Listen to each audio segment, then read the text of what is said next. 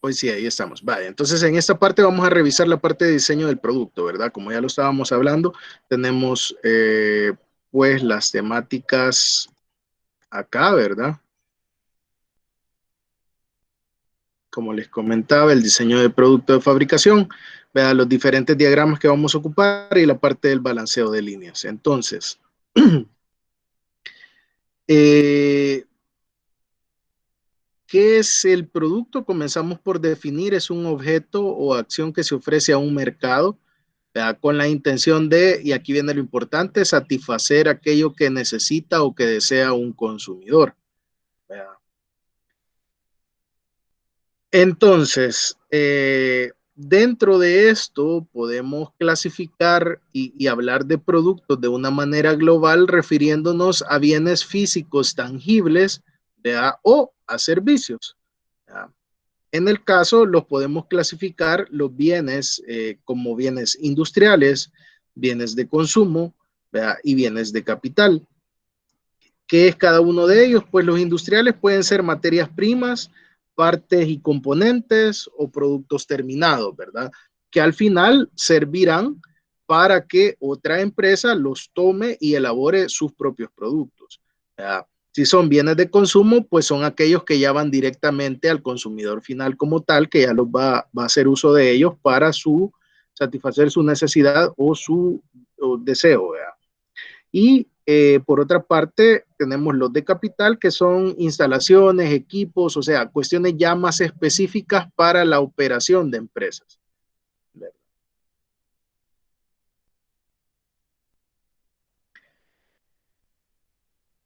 Entonces, la importancia de poder realizar un diseño de productos acelerado y eficiente es aprovechar los mercados globalizados, ¿verdad? La verdad que eso nos requiere que la velocidad con la que trabajamos, con la que elaboramos los productos, sea mucho mayor, ¿verdad? Cada vez estamos más expuestos a demandas más exigentes de los mercados, ¿verdad? Para cumplir en tiempo, calidad y precio. Eh, en el caso, por ejemplo, de los incrementos en los precios, los clientes de empresas, ¿verdad?, que compiten en tiempo están dispuestas a pagar más por sus productos en alguna forma, ¿verdad? Hay que hacer una detección de necesidades insatisfechas en los mercados, ¿verdad? Y la capacidad de adaptarse a nuevas condiciones de las demandas producidas por la dinámica demográfica, ¿verdad? Entonces, es decir, nosotros tenemos que estar haciendo un monitoreo, ¿verdad?, constante de los mercados en los que nosotros estamos trabajando, en los que estamos queriendo atender para ver todas las características y configuraciones que estos van teniendo. Entonces, ¿de dónde partimos con el proceso de diseño y desarrollo de productos? Pues vamos a generar una idea partiendo de la aplicación de nuevas tecnologías, ¿verdad? Por ejemplo, el hecho de que a cada rato estén sacando nuevos teléfonos celulares, nuevas computadoras, esto, lo otro. Esa renovación, ¿verdad? Ese proceso que detona la elaboración, el diseño y la elaboración de un producto viene por querer estar actualizando dichas tecnologías, ¿verdad? Y por otra parte, lo que nos impulsa también son los deseos de los consumidores, ¿verdad? Al nosotros encontrarnos con alguna necesidad insatisfecha o al nosotros poder proponer algo que le sea agradable al consumidor, ¿verdad? Entonces, en ese momento, podemos nosotros empezar a pensar en diseñar y desarrollar un nuevo producto, ¿verdad? Entonces, todo eso viene de tomar la información de estas dos cuestiones, ¿verdad? Los deseos, las necesidades de los consumidores y las nuevas tecnologías disponibles, ¿verdad?, o hacia donde queremos orientarnos para la generación de ideas, ¿verdad? Luego que se hace la generación de ideas, pues se selecciona un producto, ¿verdad?, al cual le vamos a apostar, ¿verdad? Se hace un diseño preliminar, ¿verdad? Y un diseño preliminar del proceso que vamos a desarrollar para elaborarlo, en el caso de ser un producto que tiene un proceso nuevo de producción, ¿verdad? Ahora, si nosotros estamos rediseñando un proceso, un producto que va a ser invariable en sus operaciones, pues este paso tal vez no es tan importante. Luego se construye un prototipo, ¿verdad? Al cual se le dan las características de lo que se espera obtener en el final, ¿verdad? Y se somete a pruebas para tener retroalimentación de cómo ha sido el diseño, ¿verdad? Si realmente funcionó, cumple las expectativas, etcétera, ¿verdad? Y entonces esto se puede volver un proceso recurrente en estar diseñando los prototipos, desarrollando, probando y haciendo los ajustes necesarios, ¿verdad? Para al final tener un diseño ya definitivo, ¿verdad? Y un diseño definitivo del proceso si es que también se ha estado ajustando dentro de la dinámica esa, ¿verdad? Para tener la producción del nuevo producto o servicio que estamos planificando, ¿verdad?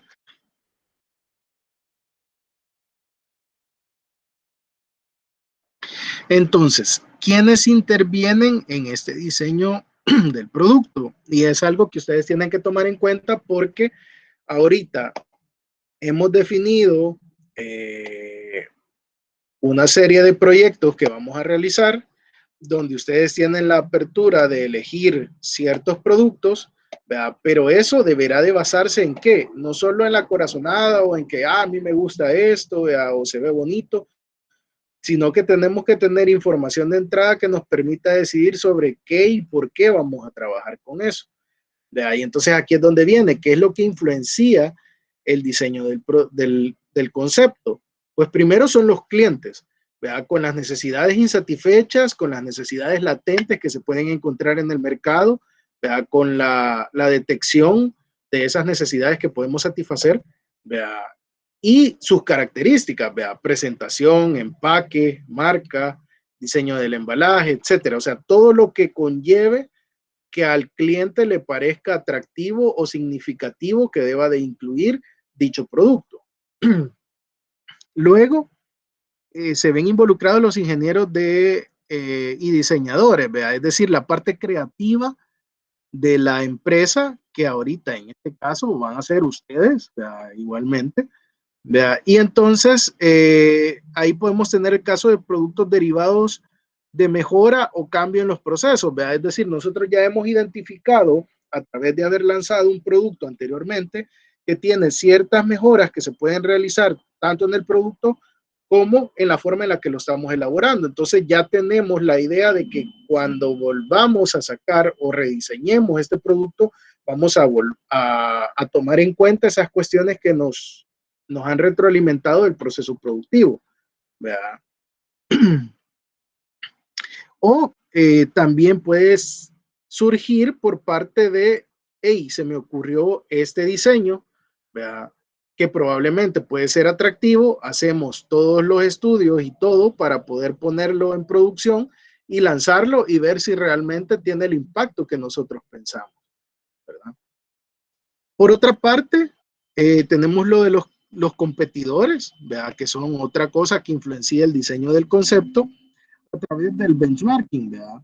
Mejora de productos existentes o la incursión en nichos descuidados por la competencia. Es decir, yo veo y analizo el mercado, veo los competidores, ¿verdad? De mi empresa y digo, bueno, aquí para este tipo de producto la gente se encuentra insatisfecha o no están teniendo una participación adecuada, no les están comprando tales productos.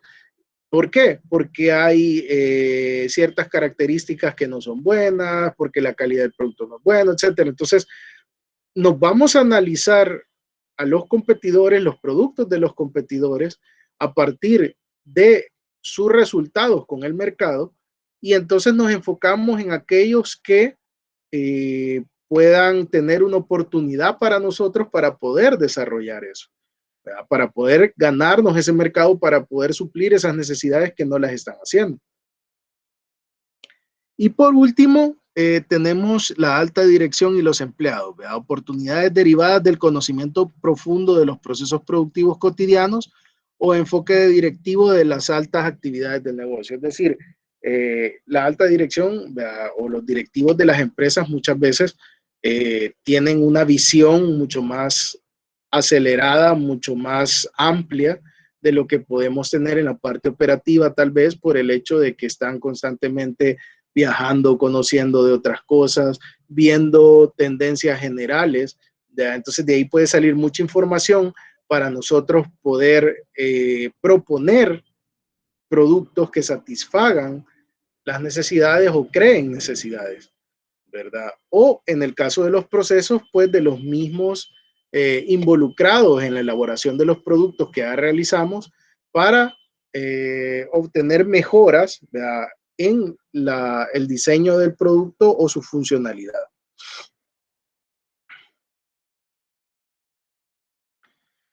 Entonces, en la fase 2, que es la evaluación y la selección, ¿verdad?, una vez ya hemos fundamentado todas las ideas y tenemos ya una idea o varias ideas de los productos que podemos elaborar o diseñar, ¿verdad?, viene la parte de determinar cuál es la línea por la que nos vamos a ir, ¿verdad? Al final decir, bueno, este es el producto que tiene mejores características o que tiene mejores oportunidades y con eso vamos a trabajar. Entonces, ¿qué vamos a necesitar para eso? Tener una viabilidad comercial, ¿verdad?, es decir, un estudio de mercado que pueda respaldar la opinión que nosotros estamos teniendo de ese producto, someterlo a observación del mercado potencial al que va a llegar a satisfacer sus necesidades y que puedan retroalimentarnos sobre él.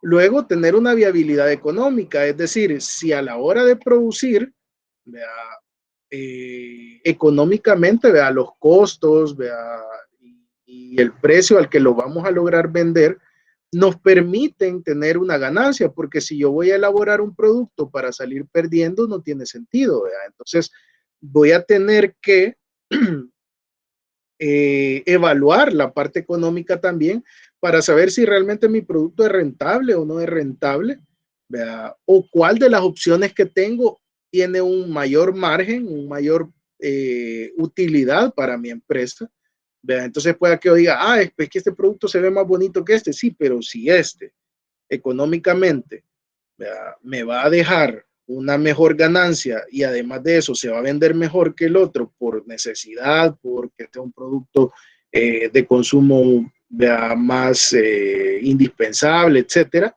¿verdad?, entonces habrá que valorar realmente cuál es la opción que cumpla las mejores características. Y por último, la viabilidad técnica, es decir, si además de que el mercado lo quiera, ¿verdad?, lo desee, nos haya dicho que sí lo va a comprar, que vamos a tener un volumen de compras bastante bueno y económicamente se puede desarrollar, ¿verdad?, el costeo nos da bien, nos genera utilidad, el precio en el mercado lo podemos vender al precio que nosotros lo estamos proponiendo, pues bueno, de ahí hay que ver si realmente lo podemos producir con la tecnología que tenemos, con el proceso que hemos diseñado, etcétera, y empezar a adaptar todo lo que nosotros estamos diseñando en cuanto a procesos productivos para ver que pueda realizarse con los costos que hemos definido, ¿verdad?, y con las características que el mercado nos ha detallado que prefiere en ese producto. Entonces, una vez tenemos eso, nosotros hemos podido seleccionar el producto o los productos a los que les vamos a apostar y viene la parte de desarrollo e ingeniería del producto y del proceso. Una vez hemos pasado a la parte creativa, la parte de los análisis respectivos, ¿verdad?, con los diferentes estudios, pues entramos ya a detallar cómo lo vamos a hacer, ¿verdad? Y entonces ahí viene el diseño del producto en sí, que se centra en el elemento, en las dimensiones y en el detalle de formas. Y entonces para eso, para el elemento, ¿verdad?, vamos a tener unas herramientas o herramientas ahí para poder diseñarlo, definirlo, ¿verdad?, hacer nuestros prototipos, mostrar cómo se va a ver. Tenemos para sus dimensiones en detalle y forma, ¿verdad?, el plano de ensamble, que ustedes ya lo conocen, los planos de detalle de partes, ¿verdad?, donde nosotros vamos a especificar cómo va a estar conformado ese producto, vea qué cosas va a llevar en sí y cómo se va a ver tanto en los diferentes partes que pueda tener y el acabado final. ¿Vea? Y para el diseño del proceso, ¿vea? Lo que vamos a tener ahí como elemento, ¿vea? Lo tenemos a la derecha y la herramienta utilizada va a estar a la derecha. ¿Vea? Es, por ejemplo, la identificación de los procesos requeridos, ¿vea? Materias primas y partes. Para eso nos vamos a valer de listas de partes, ¿vea? Lista estructurada de materiales. ¿Vea? Entonces ahí, si se fijan, va amarrado con lo que les estamos solicitando en el proyecto, que es una lista de los materiales, de los ingredientes, de los insumos que van a utilizar para poder elaborarlo. ¿Vea? La lista de partes de qué es lo que va a comprender. ¿Vea? Para la elección de los procesos requeridos vamos a diseñar una hoja de ruta, ¿vea? Que nos va a permitir ver cuáles son las operaciones que lleva la elaboración de cada una de las partes del producto y del producto en general. Y para la secuenciación de los procesos, ya tenemos el diagrama de ensamble, el diagrama de proceso de operaciones y el diagrama de proceso de flujo. Entonces, esto ya ustedes lo han podido estudiar en la parte de ingeniería de métodos y lo único que vamos a hacer es tratar de refrescarlo, ¿verdad? Entonces, ya en la parte 4 vamos a las pruebas y la evaluación, donde tenemos ciertos prototipos, los sometemos a pruebas, simulaciones, ¿verdad? Y a una prueba de mercado, donde nosotros vamos a tener la retroalimentación de si realmente ha funcionado, ha servido, ha cumplido las características que estábamos esperando, ¿verdad? Y entonces, en ese ciclo de diseño, fabricación y prueba, ¿verdad? Nos encontramos con este pequeño diagramita donde nos explica qué es lo que se va a realizar ahí, ¿verdad? Entonces, empezamos a diseñar, ¿verdad? Establecemos objetivos, ¿verdad? Entonces vemos cuáles son los objetivos que nosotros nos habíamos planteado de acuerdo a los requerimientos del cliente y vemos cuál es el diseño actual, ¿verdad? Entre estos dos nosotros podemos tener una brecha, ¿verdad? Quieren, se los voy a ampliar un poco, ¿verdad? Entre estos dos nosotros podemos tener una brecha, ¿verdad? Nos enfocamos, ¿verdad? En plantear el problema, que el problema en este caso es alcanzar desde nuestro diseño actual lo que nos hemos planteado en los objetivos. Y para eso generamos una serie de alternativas, ¿verdad? Donde nosotros diseñamos y fabricamos los modelos o prototipos, ¿verdad? Para ver si estos cumplen con esa mejora que planteamos hacerle para alcanzar los objetivos. Realizamos los experimentos y las pruebas para poner cada uno de los prototipos, ¿verdad? A revisión, ¿verdad? A evaluación si realmente cumplen o no cumplen, ¿verdad? Los metemos a experimentación y por último evaluamos los resultados, ¿verdad? De estos prototipos que hayamos puesto a prueba, si cumplen con las expectativas y estamos llenando los objetivos que nos habíamos propuesto, pues de ahí sale la solución, ¿verdad? El prototipo aceptado y el que se pondrá a disposición, ¿verdad? Si no, pues tenemos que volver a repetir el proceso, ¿verdad? Vamos a tener un diseño actualizado, ¿verdad? Con cierta mejora, pero que aún no cumple, y entonces volveremos a ver cuál es la brecha que tenemos que cumplir de acuerdo al nuevo diseño y empezar a generar nuevas alternativas que nos permitan ir reduciendo esas brechas hasta obtener lo que el mercado requiere.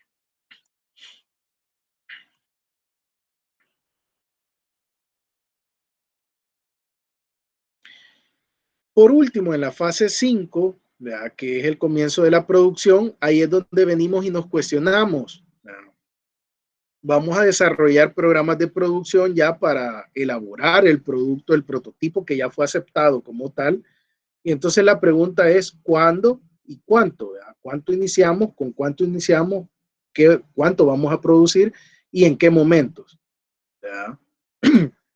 Luego viene el cálculo de requerimientos totales de producción, ¿verdad? Donde vemos reprocesos, desperdicios que habrá que tomar en cuenta para ese plan de producción, ¿verdad?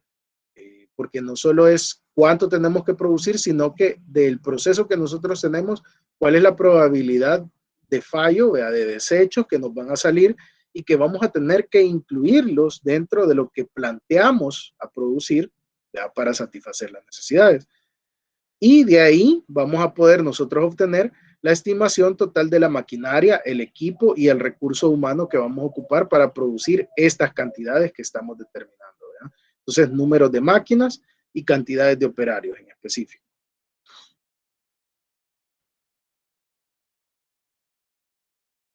Entonces, acá, si se fijan, vamos a empezar a ver ya las herramientas, ¿verdad? Utilizadas para el desarrollo e ingeniería del producto. Y entonces ahí tenemos, por ejemplo, los dibujos de ensamble y planes detallados que ustedes ya veían, donde se hace un diagrama explosivo de las partes, ¿verdad? Y cómo va a quedar, ¿verdad? Ya armado y cada una de las secciones que puede llevar,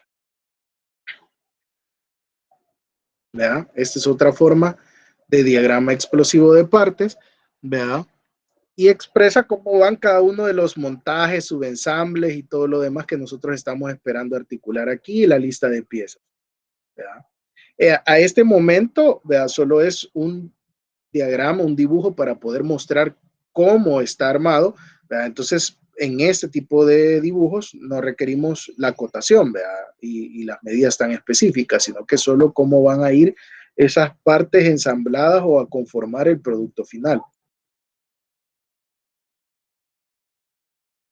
¿verdad? Aquí hay otros ejemplos, ¿verdad?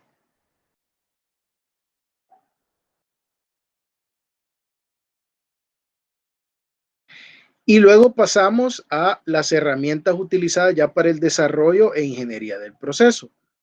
Ahí, después de haber nosotros diseñado nuestro diagrama o nuestro dibujo de ensamble que tenemos ahí, ¿verdad? Donde cómo van a ir cada una de las piezas y todo, pues lo que pasamos es a enlistar. ¿Verdad? Ok, el ítem 1 van a ser 6 la cantidad, ¿verdad? De prisioneros de cabeza hueca, de acero, ¿verdad? ¿Qué se va a hacer? Si lo vamos a elaborar nosotros o lo vamos a comprar. ¿Verdad? Entonces ahí empezamos a hacer todo el detalle de las piezas y todos los elementos que va a llevar este producto para empezar a pensar ya en el proceso.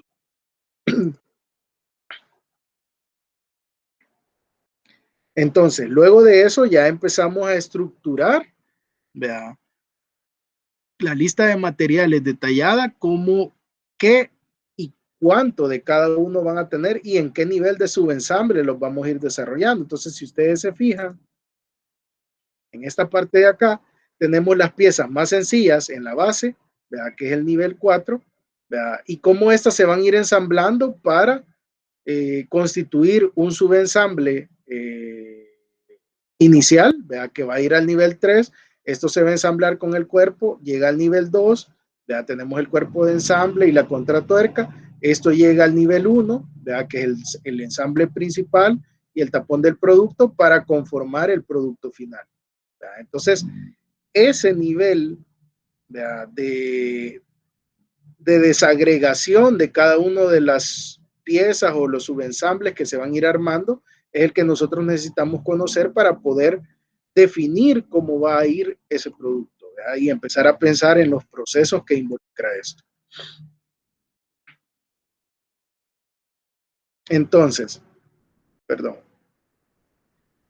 ya hemos definido el plano de ensamble, ¿verdad? Y los planes de detalles de las partes, ya tenemos las listas de partes y las listas estructuradas de materiales, y entonces vamos a pasar a ver ya las secuencias de los procesos donde entran los diagramas de ensamble, diagramas de proceso de operaciones y el diagrama de proceso de flujo, además de la hoja de ruta.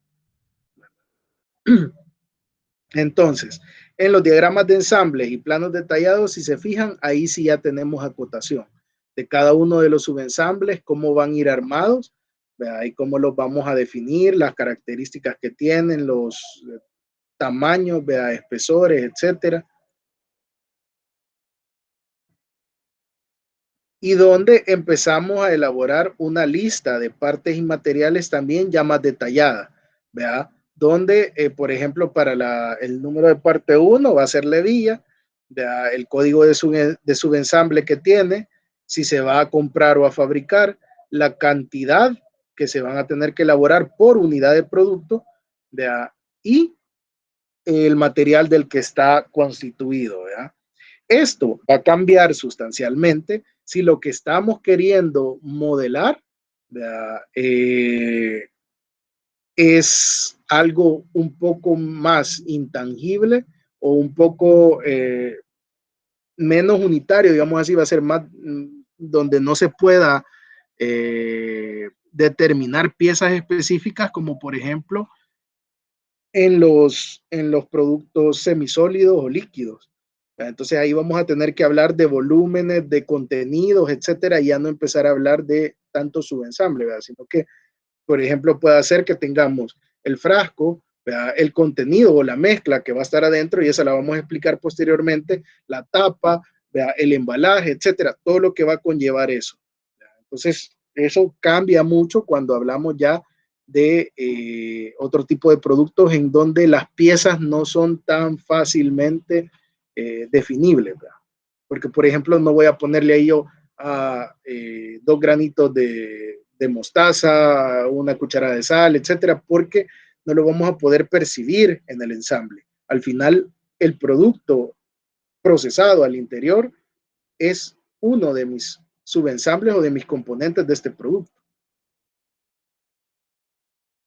Entonces ahí hablamos un poco ya sobre el diagrama de ensamble también, las simbologías, ¿verdad? Esto les invito a que lo revisen, ¿verdad? Para que no vayamos a perder tiempo detallando todas esas cuestiones que ustedes ya las dominan, y además les voy a subir unos videos que desarrollamos con la instructora, ¿verdad? Para que hacer un refuerzo un poco de cómo elaborar esto en vicio, ¿verdad? Entonces para que ustedes puedan tener ahí una breve explicación. Entonces, ahí tenemos el diagrama de ensamble, ¿verdad? Donde nosotros vamos, perdón, donde nosotros vamos definiendo, ¿verdad? Cómo se van adhiriendo cada una de las partes en los diferentes subensambles, ¿verdad? Hasta obtener el producto final y su inspección, ¿verdad? Así como todos los membretes o la rotulación del diagrama respectivo, ¿verdad? Igual para el diagrama de proceso de operaciones, ahí tenemos nuestras simbologías y todo lo que vamos a ir ocupando, cómo se elaboran, los pasos de construcción. Y si se fijan también, vamos a ir definiendo, donde aquí ya entra más en cuenta cada uno de los procesos, ¿verdad? Y los tiempos que nos llevan para realizarlo. Ahora, una observación que les quiero hacer aquí antes de que vayamos a terminar la sesión, porque ya estamos sobre la hora, es que esto, por ejemplo, al tratar con lo que estábamos hablando, que eran, por ejemplo, sólidos, semisólidos, líquidos, ¿verdad? Que ya no se trabajan por piezas, sino que por volúmenes, ¿verdad? Por pesos, etcétera. Entonces esto cambia porque ustedes ya no van a estar trabajando con una unidad, ¿verdad? Tal vez porque les va a ser mucho más difícil rastrearlo a la hora de querer determinar tiempos estándar. Por ejemplo, si yo en vez de hacer un frasquito en el proceso productivo de 400 gramos, lo que estoy elaborando es una tancada de 40 o 50 o 100 kilogramos, ¿verdad? Entonces va a ser bien difícil que yo pueda determinar los tiempos de los procesos más iniciales, ¿verdad? Donde yo, por ejemplo, voy a procesar la fruta, voy a cocerla, voy a molerla, voy a hervirla, porque todo eso lo voy a estar haciendo por un volumen de producción, no lo voy a estar haciendo por un frasquito de 400 gramos, que es nuestra unidad, ¿verdad? Entonces, ¿qué es lo que sucede? Que muy probablemente este diagrama ustedes lo han venido desarrollando para productos que se pueden ensamblar por pieza fácilmente, pero aquí llegamos a la complejidad de lo que vamos a hacer en nuestros proyectos. Es que ustedes van a trabajar con volúmenes de unidades de producción más grandes que solo hablar de un frasquito, ¿verdad? De 400 gramos. ¿Verdad? Por ejemplo, a ustedes les va a salir que va a tardar 1 hora la cocción, pero para 50 kilogramos. Ok, ¿cuántos frasquitos de 400 gramos tengo ahí? Eso habrá que contemplarlo y entonces muy probablemente lo que ustedes van a tener que diseñar en este diagrama, ¿verdad? Es para un volumen de producción y no para una unidad de venta, que es lo que vamos a tener al final del proceso, ¿verdad? Pero de ahí por lo demás, en como ustedes lo van a ir conformando, ¿verdad? Va a ser lo mismo, ¿verdad? Solo que en el caso de que nosotros estemos trabajando con esos volúmenes de producción, al inicio vamos a tener tiempos por los volúmenes, pero al final en las operaciones donde ya los segmentamos y los dividimos en frasquitos, ustedes van a tener que hacer la suma de los tiempos que me den el volumen de producción que se sacó ese, con esta cantidad de unidades de venta, ¿verdad? O sea, al final van a tener que, si lo trabajan todo por el volumen, pues la parte final habrá que multiplicar el tiempo que tomemos, el tiempo que tengamos para la elaboración de una unidad de venta, multiplicarla hacia el volumen de producción.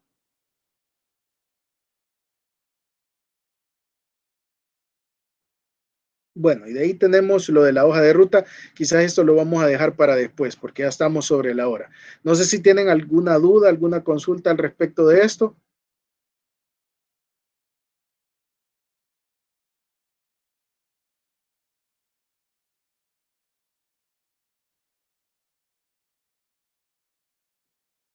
Ya aquí, si se fijan, ya estamos planteando una diferencia. No sé si en métodos habrán trabajado con sólidos, semisólidos o líquidos, por volumen, por peso, pero si no lo han hecho, ya esto agrega un cambio a lo que estamos acostumbrados a trabajar en el diseño de los procesos de operaciones.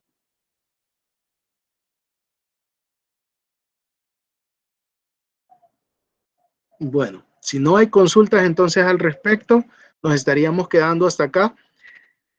Les voy a compartir, como les digo, esos videos para que ustedes puedan ver cómo, o refrescar más bien cómo se van a ir realizando este tipo de diagramas en el programa y en Visio.